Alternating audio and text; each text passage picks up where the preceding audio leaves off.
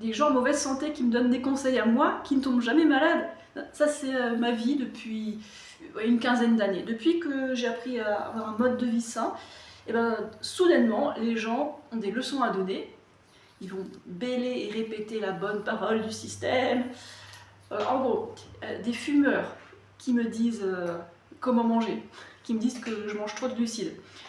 Ou alors des gens qui ont des rosacées, qui sont obèses, véridique, hein, qui me disent que ce que je mange, c'est pas sain. Ok. Ou alors, qu'est-ce que j'ai vu encore?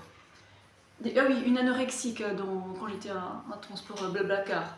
Une anorexique qui me dit ça, ce que tu manges, il y a trop de sucre dedans. Je rêve. J'étais en train de manger des dattes avec un concombre. La nourriture de la nature, faite pour nous, et elle dit que c'est pas ça. Parce qu'il n'y a pas assez de protéines dedans. Je lui ai rien dit, je lui ai fait absolument aucune remarque. En fait, c'est les gens qui viennent vers moi et qui viennent me dire t'étais pas à l'école ou quoi? T'as pas regardé la télé? T'as pas lu les journaux? Ils viennent faire la programmation du système, c'est comme ça. Donc ça, recevoir des leçons de la part de gens qui connaissent rien à la véritable santé, ben c'est ce qui risque de vous arriver si vous commencez à avoir un mode de vie sain de type HCLF. Et ces derniers temps, sur TikTok, j'ai vu ces genres de suggestions. Vous la sentez, l'injonction de TikTok, ou bref, du système, à manger plus de protéines et moins de glucides? Vous la sentez? Bah après, on s'étonne que les gens sont de plus en plus malades, ils ont de plus en plus de mal à perdre du poids avec tous ces régimes à effet yo-yo. Et grâce à mon alimentation qui est riche en sucre, riche en glucides globalement, et ok, il y a moins de protéines et moins de graisses que ce qui est généralement recommandé, mais c'est en fait comme ça que j'ai construit du muscle, que j'ai eu tellement d'énergie que je me suis enfin mise au sport. C'est aussi comme ça que j'ai plus eu mes allergies respiratoires. Qu'est-ce que j'ai eu d'autre? Mes règles sont passées de 5 jours à 3 jours, enfin que du bonheur en fait, et je ne suis pas tombée malade une seule fois. Et j'ai publié plein de bilans sanguins que j'ai mis sur YouTube, vous pouvez aller voir, vérifier par vous-même. C'est des bilans sanguins excellents, je ne manque de rien.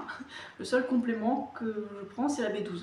Sachant que les omnivores sont complémentés en B12 sans le savoir, parce que les animaux qu'ils mangent, ou les sécrétions des animaux qu'ils mangent, eh ben, ça vient d'animaux qui ont été supplémentés en B12, en zinc, en cuivre, en plein de choses.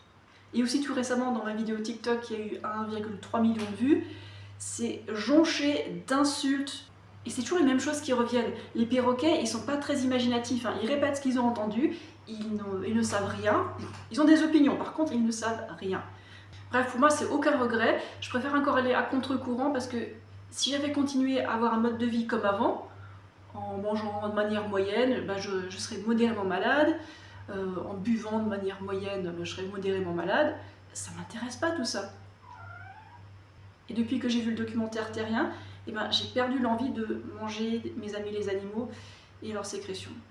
Si je mangeais encore comme tout le monde, j'aurais des allergies respiratoires à tout va, j'aurais des règles longues, j'aurais certainement pas autant de cheveux que maintenant, et je manquerais sûrement d'énergie pour faire du sport avec tout le chocolat et le thé que je buvais à l'époque, si je continue à boire ça jusqu'à maintenant. Bref, je n'ai aucun regret d'être vegan HCLF.